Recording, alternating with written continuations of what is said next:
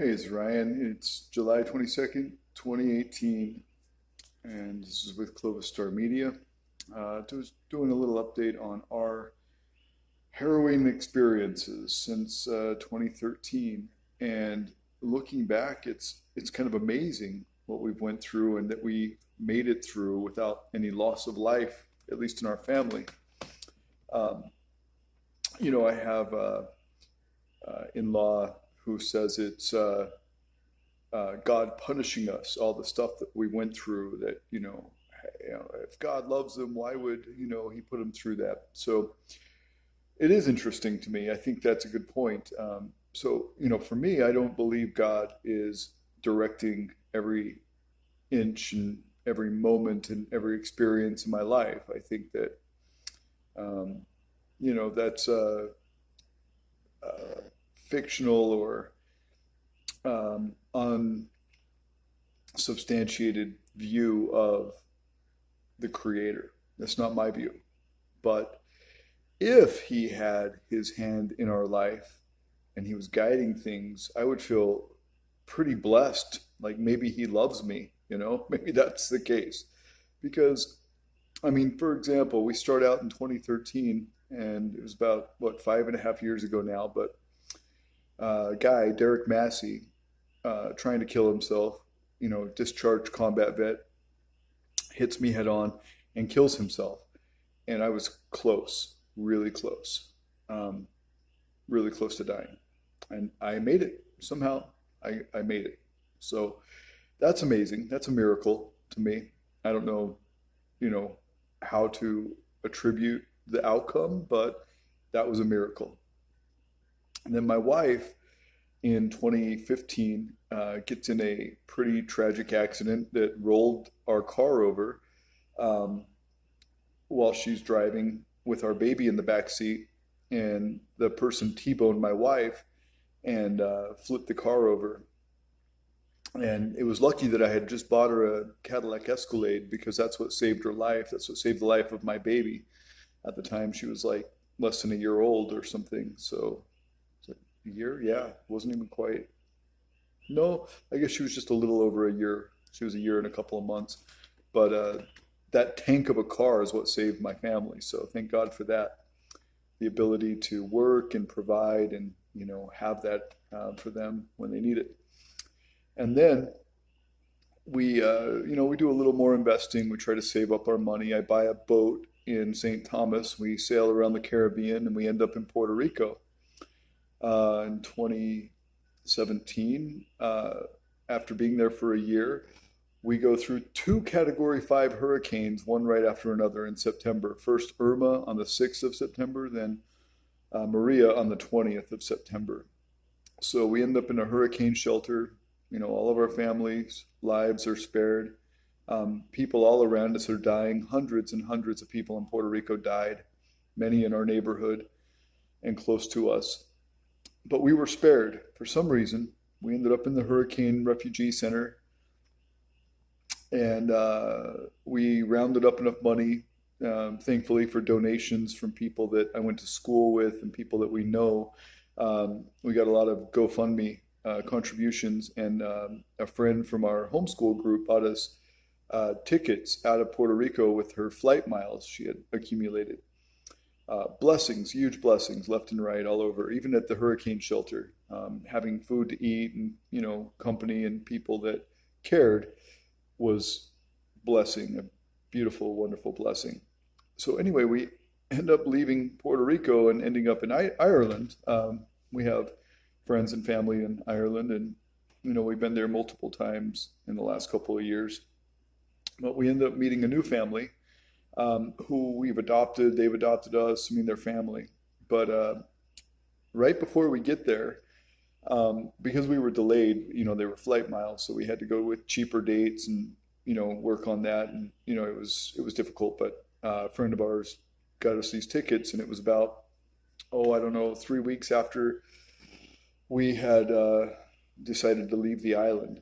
Anyway, between the time we decided to leave the island and getting to Ireland, the first hurricane in something like 96 years, I mean, don't quote me on that, but many, many decades, the first recorded hurricane in history, basically, in Ireland, Category 3. Hurricane Ophillia hits right before we get there. We're almost there at the same time, but we missed it, and it was pretty bad. I mean, it knocked out power to like 500,000 Irish homes, and knocked over trees everywhere right near our friend's place in County Kildare.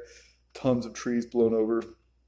So far, three hurricanes in like 2 months, maybe less. Then we leave Ireland, we go around Europe a little bit, and then we end up in Mexico. And our tourist visas are running out. We're like, wow, okay, what do we do? Do we go apply for residency, or do we just renew our tourist visa by leaving the country and coming back? And financially, it was impossible for us to do the residency. We just didn't have the money. So we booked a place with Airbnb, or no, this was a work trade situation in Guatemala. Well, then Guatemala blows up with a volcanic eruption and knocks out the place that we're going to go stay at. So another blessing. I mean, we weren't involved in the volcano directly. We were in the Yucatans. We weren't far from it, but it didn't affect us directly, other than we couldn't go to Guatemala to renew our tourist visa. So then we're like, okay, well, what do we do? We got a little bit of money, and we got to make our money count. So what do? So we end up in Hawaii, right down the street. We bought a house 3 kilometers away from Fissure 8. Fissure 8, if I go as the birds fly from here to Fissure 8, it's 3 kilometers. It's 2 kilometers from the lava that's flowing, the rivers of lava, to the closest lava flow from our house. And I bought this house. This isn't a rental. So a little bit crazy, but anyway, from here to the lava flow, 2 kilometers. From here to the fissure, the active fissure, Fissure 8, 3 kilometers. So 2 volcanoes, 3 hurricanes, multiple tropical storms, and we're still alive. So if there is a creator out there with a hand on our lives, I don't feel like this was a curse. I feel like this was a huge blessing. And it let us count our actual blessings. I mean, we have accumulated money and we've accumulated assets. And, for the most part, we've given most of that away. I mean, literally just given it away. We gave our boat away right after Hurricane Irma to a family who lost their boat. And, many times have we been able to spare money and help people. So money's never been super important to us, but it became all the less important to us after all of this. We counted blessings such as our ability to travel, our ability to, raise and protect our kids and see them through hard times and natural disasters, and our ability to adapt. I mean, we've learned lessons. We've learned who we are, and we've learned about humanity, and we've learned a lot. All of that's blessings. You can't take the money with you when you leave. And most of the time, people that have a lot of money are no happier than those without money. You see these Russian billionaires out there, right? And Ukrainian billionaires. I think a couple of them in the 90s and early 2000s killed themselves when, they lost part of their business, or they made some bad investments and ended up with a lot less money. So instead of having billions of dollars, they have millions of dollars. And because they don't have billions, and that's where all their faith is, and that's where all their prize and treasure is in money and all their accumulations. Well, because they don't have billions and they only have millions, they killed themselves, several of them. I don't know their names, and I don't know, all the details, but I've read about this. So money doesn't make people happier, and money doesn't save you from, unexpected natural disasters. What you've got to depend on is your ability to adapt, your intelligence, your lessons and experiences, and the love you have for your friends and family. We've learned this well and good, and I am grateful for those lessons. And I'm grateful for now, we have a wonderful home, a geodesic, as you can see. I've always wanted a geodesic home ever since I was 15, and I have a geodesic dome home now.